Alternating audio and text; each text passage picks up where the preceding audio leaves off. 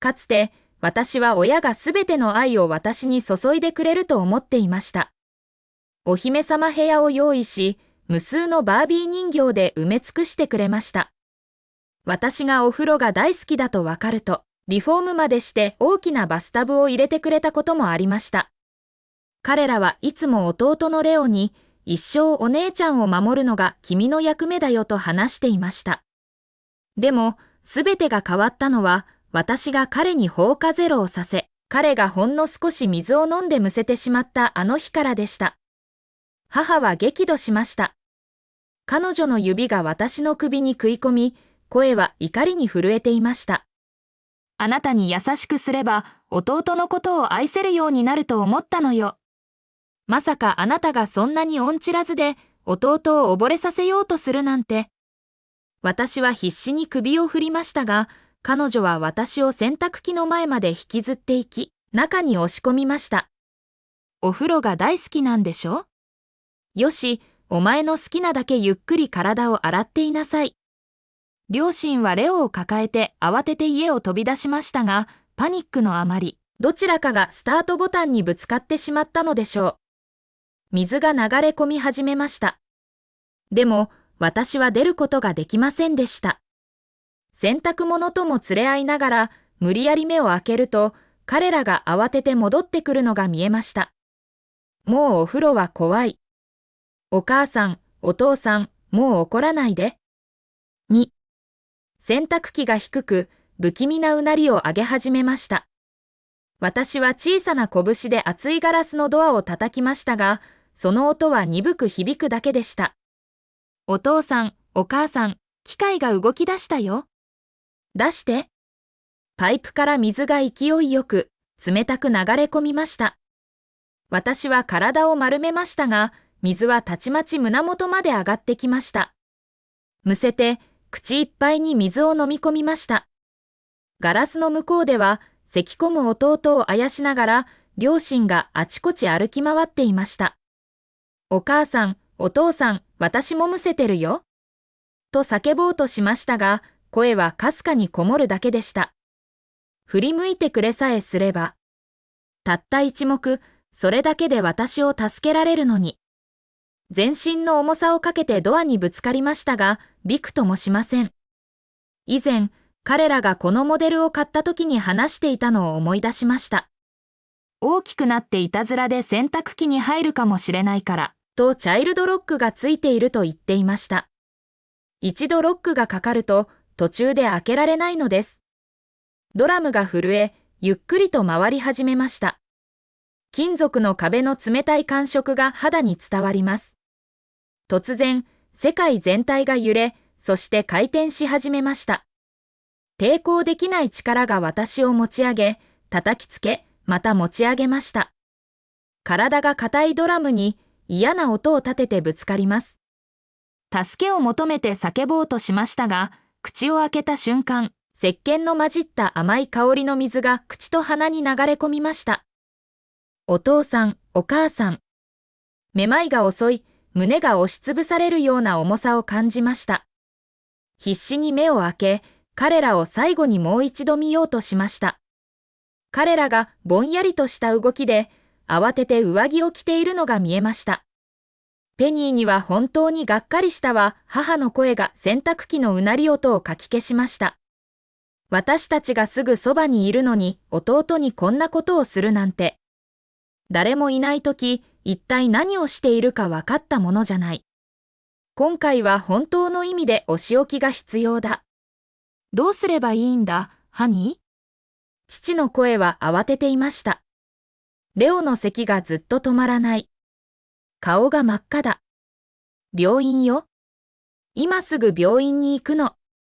洗濯機の最初の洗浄サイクルが一時停止しました。息苦しい水がゆっくりと排水されていきますが、ほっとしたのもつかの間、また新たな水が勢いよく流れ込み始めました。恐怖で私は最後の力を振り絞ってガラスを叩きました。お父さん、お母さん、助けて。ペニー、もうダメだよ。靴を履いていた母の動きが止まりました。彼女がこっちに歩いてくる。ママ、助けてと私は泣き声を上げ、胸に一筋の希望が明かりました。やっぱり、怖がらせようとしてるだけなんだ。もう二度と絶対にレオを傷つけたりしない。たとえ偶然でも。彼女は手を伸ばしましたが、それはドアの取っ手のためではありませんでした。数歩離れたところに立ち、失望に満ちた表情で私を指さしました。まだ自分が悪いと思ってないの？怒ってるって見せつけるために洗濯機を壊そうって？ペニー、お前の弟はまだ2歳だよ。最初に覚えた言葉はお姉ちゃんだったのに、これがお前の弟への接し方か？中でじっくり自分のしたことを反省しなさい。私たちが甘やかしすぎたから、そんなわがままな子になってしまったんだ。私は泣きながら首を振り、背中に水がまた上がってくるのを感じました。最初のサイクルのせいで、まだ頭がクラクラしています。彼女の気を引こうと弱踊りじしくガラスを叩きましたが、それがかえって彼女の怒りに油を注ぎました。彼女は洗濯機を蹴り、金属の枠が衝撃で震えました。お母さんに逆らうの。ダメ、ダメ、ママ。水がいっぱいになっちゃう。それじゃ生きていけない。水が早く満たされることを願い始めました。そうすれば危険に気づいて出してくれるから。柔らかい電子音が響き、私は体に力を込め、腕と足で壁を押さえつけました。もう少し耐えて。ドアを開けてくれさえすれば安全なんだから。しかし、その時ドラムが再び回り始め、父がレオを抱いて近づいてきました。ハニー、ペニーに怒ってる時間はないよ。病院に行かなくちゃ。ダメ。私は恐怖で、母が私に背を向けて立ち去るのを見つめました。玄関ドアがバタンと閉まる音がしました。次の瞬間、洗濯機が轟音とともに再始動しました。世界が回転し、私をあちこちに放り投げます。激しい嵐の中のボロ布切れのように。3. 目を開けると、私は宙に浮いていました。助けられたと思い、まず最初にママとパパを探しに行こうとしました。でも、また怒らせたくないので、静かに自分の部屋に行き、バービー人形たちの間に身を縮めて、うとうとと眠りにつきました。どれくらい眠ったかわかりませんが、玄関の開く音で目が覚めました。ママとパパがレオを抱いて戻ってきました。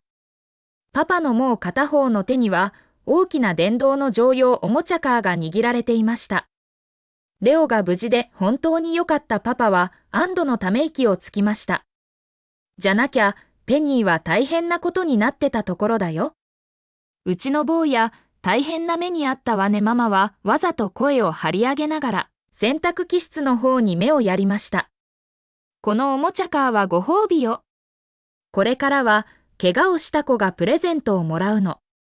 悪さをした子はタイムアウトよ。二人は顔を見合わせ、首をかしげて洗濯機からの音に耳を澄ませました。長い沈黙の後、二人とも顔をしかめて冷笑しました。ほら見てよ。まだすねてるママはあざけるように言いました。中にいたいならそうさせておけばいい。洗濯機は動いてないんだし。死んだりなんてしないさ。私は彼らの前をふわふわと漂いました。ママ、パパ、私はもう出てるよ。見えないの？ペニーは拗ねてなんかいないよ。そんなこと言わないで。何度も話しかけようとしましたが、まるで私が透明人間かのようでした。彼らの視線は私をすり抜けます。触れようとしましたが、手は彼らの体をすり抜けてしまいます。その時、私は恐ろしい真実に気づきました。多分、私は洗濯機の中で死んでしまったんだ。漂いながらガラスのドアを覗き込みました。中には小さな体が不自然にねじ曲がった変な格好で丸まっていました。あれが私？振り返ると、両親がレオに話しかけているのが見えました。まあいいや。これが私への罰なんだ。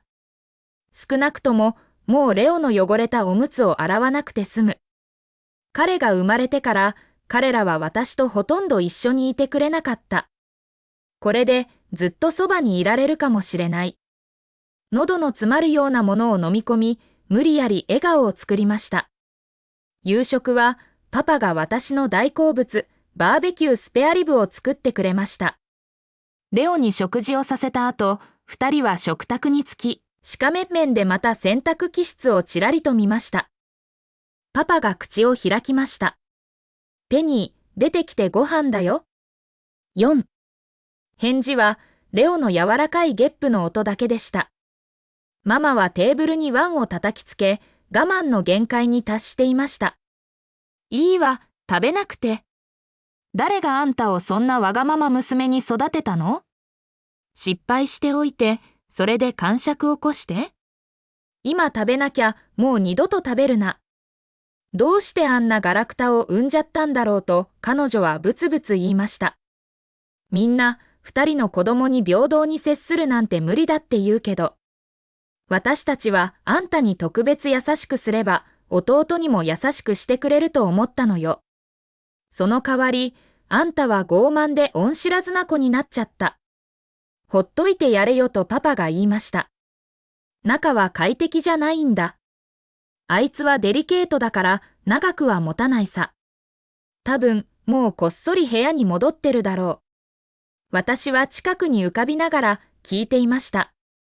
目元にうずくような痛みがこみ上げてきます。ママ、私は本当に悪気はなかったの。ただ、あなたがレオをお風呂に入れるのを手伝おうとしただけなんだ。彼らは私を無視しました。スペアリブのほとんどを食べ、ママは残りを野良犬にやるために外に持って行きました。犬の方がまだありがたいってものよ、あいつよりは。私はもう彼らについていく勇気がありませんでした。部屋に丸まって孤独な幽霊になりました。両親はレオと遊びながら笑っていました。絵本を読み聞かせ、ママの声はとても優しい。それは私に向けられて久しく聞かなかった優しさでした。私は眠りに落ちるまでそれを聞いていましたが、母の怒鳴り声で目を覚ましました。ペニー、弟がまたあんたを探してるのよ。出てきて遊んでやりなさい。私は閉まった寝室のドアを見つめました。でもママ、私は死んでるの。たとえ望んでも手伝えないよ。洗濯機のドアをほんの一瞬でも開けてくれたら私がいないってわかるのに。ペニー、もうたくさんか？あんたに対する私の忍耐は限界に来てるのよ。リビングの一瞬の沈黙の後、寝室のドアがバーンと開けられました。ママが怒って入ってきて、パパがその後ろにいました。空っぽの部屋を見て、二人は固まりました。パパはあたりを見回し、ベッドの下まで覗き込みました。ペニーはどこだ？彼らが心配してくれると思いました。ついに洗濯機に向かって走り出すと思いました。でも、ママの顔はますます冷たくなりました。小さいくせにいたずら好きなんだから。他にどこにいるっていうの？私たちがいない間にこっそり出て行って、おばあちゃんのとこに文句を言いに行ったに決まってる。誰があんたをこんな化け物に育てたの？私とゲームしたいって？よし、やってやる。ママはくるりと向きを変え、私のバービー人形コレクションに向かって行進しました。ハサミを手に取り、人形たちの髪を切り始め、それから頭を切り落としました。腕や足をへし折り、ボロボロになったパーツを床に投げつけ、ヒールで踏みつけました。私は泣きながら彼女を押しのけようとしましたが、無駄でした。ママ、私は癇癪を起こして難解ないの。一緒にいたいけど、できないの。あの機械の中に永遠に閉じ込められちゃったんだ。パパはため息をつきました。もういいよ。今そんなことしてる暇はない。お前の母さんのところにいるんなら、それはそれで一休みできるさ。レオの洗濯するよ。洗濯？私は彼の後をついていきました。彼は小さな山の洗濯物を抱え、洗濯機に向かって歩きました。存在しないはずの心臓がドキドキし始めました。中でむごい光景を目にするのが怖かったけれど、同時に私を見つけてほしいと必死でした。パパが私を見れば、ママも私がただの我がママじゃないと信じざるを得ない。無意味だと分かっていても、私は小さな幽霊の手を伸ばし、彼の目を覆おうとしました。しかし彼がかがんでドアを開ける前に、ママが呼びかけました。赤ちゃんの服は洗濯機に入れちゃダメよ。手洗いしなきゃ。がっかりして、私は手を下ろし、洗濯機をちらりと見ました。密閉された暖かい環境の中で、私の体膨張し始めているようでした。かすかに嫌な匂いが漏れ始めていました。私は丸2日間いなくなっていました。2日目の夜になるまで、パパはついにママに私のおばあちゃんに電話するよう促しました。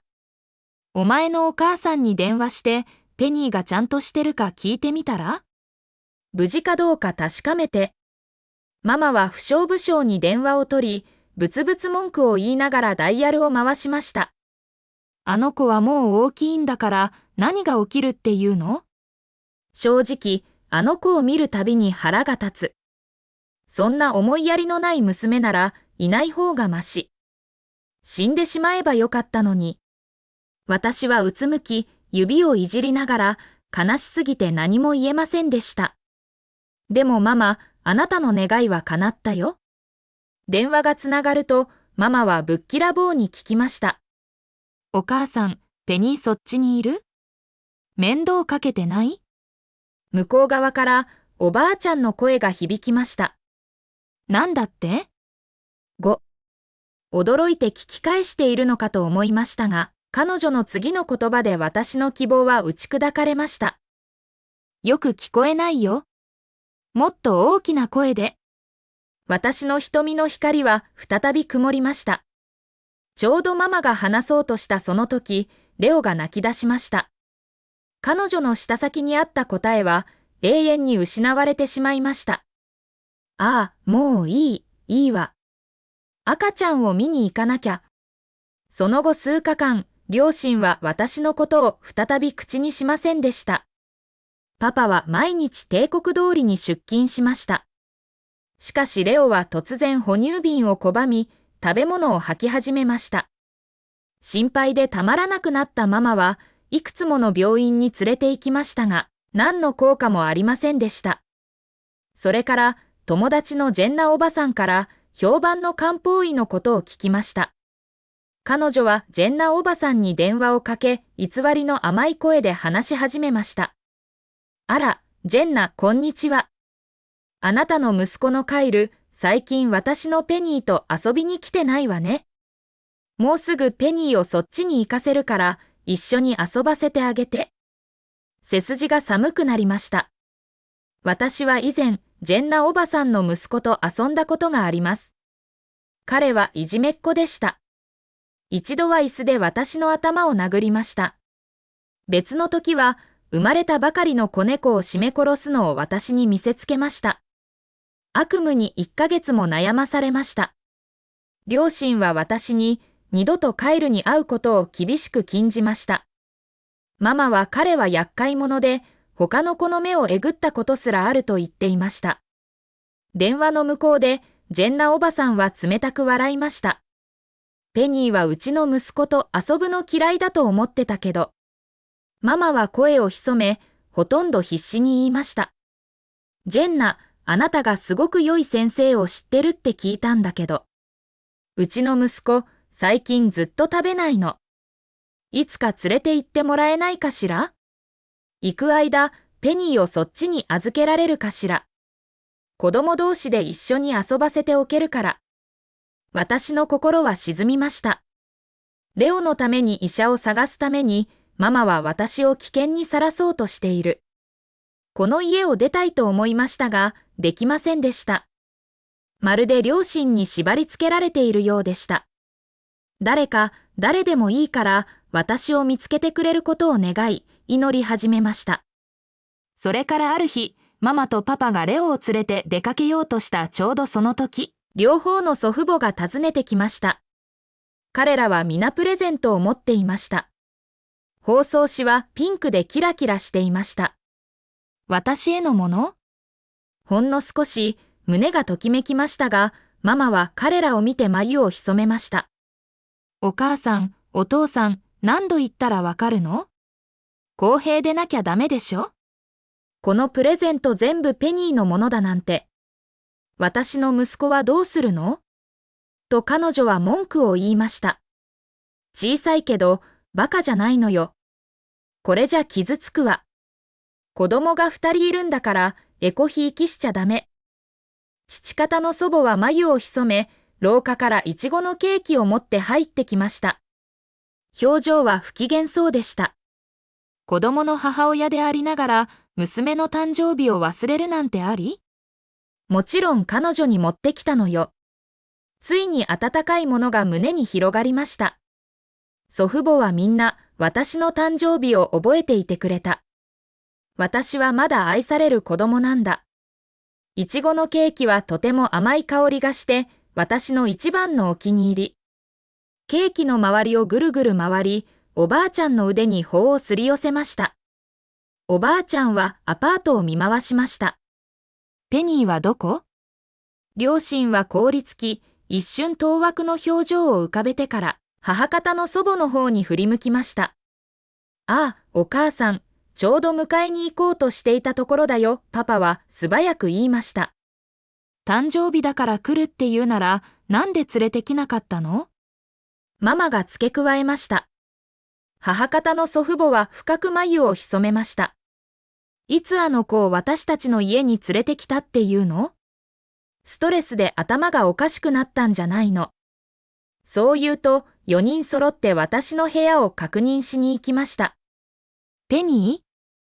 おばあちゃんのいい子、出ておいで。おばあちゃんが誕生日プレゼント持ってきたよ。両親は硬直したままドアのところに立ち、体がこわばっていました。父方の祖母は家全体を探し回り、また出てきました。声は心配で鋭くなっていました。子供はどこにいるの？最後に会ったのはいつ？両親は震え始めました。体を揺るがす、抑えきれない震えです。彼らは話しませんでした。できませんでした。次第に恐怖に満ちていく彼らの大きく見開かれた目が、洗濯機の方へとゆっくりと向けられました。